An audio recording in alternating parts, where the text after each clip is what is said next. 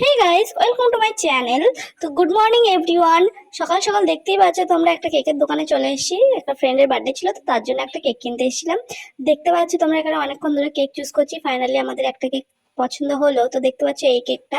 তো এটাকে নিয়ে চলে গেলাম আমরা সেলিব্রেশন করতে, ছোটখাটো একটা। তো দেখছো এরা দুজনে মিলে কেকটা কাটছে, খুব সুন্দর লাগছে এদেরকে দেখতে।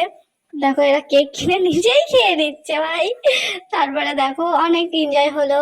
এবার এই সাথে ওর সাথে কি বলছিল কি জানি, আমি তো কিছু বুঝতেই পারছিলাম না।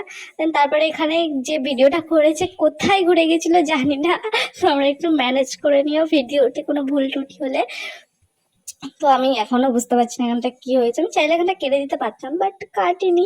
এবার দেখো ওকে কি করে দিয়েছে গাইস, পুরো ভূত করে দিয়েছে। মাথার মধ্যে পুরো কেক ফেক লাগিয়ে কি করে দিয়েছে। আর এই ঠান্ডার সময় গাইস স্নান করতে যে কি প্রবলেম হয় তোমরা তো জানো। কার কার এই শীতকালে স্নান করতে প্রবলেম হয় একটুখানি কমেন্ট করো গাইস। দেখো তারপরে ও টিস্যু দিয়ে মুখটা ক্লিন করছিল আস্তে আস্তে। আর আমাদেরকে বলছিল কেন করলি এইসব, এখন চান ভান করতে হবে। তারপরে দেখো আবার কি ভালোবাসা দেখেছো, টুরুলা পুরো একদম মুছে দিচ্ছিল, আবার ভালো করে নিজেই পাকালো, নিজেই আবার মুছে দিচ্ছিল। দেখো তারপরে এইসব হলো। তারপরে দেন আমরা একটু খাওয়া দাওয়া সারছিলাম, তো দেখো খাইয়ে দিচ্ছে ওরা দুজন দুজনকে। বিরিয়ানি খেলাম।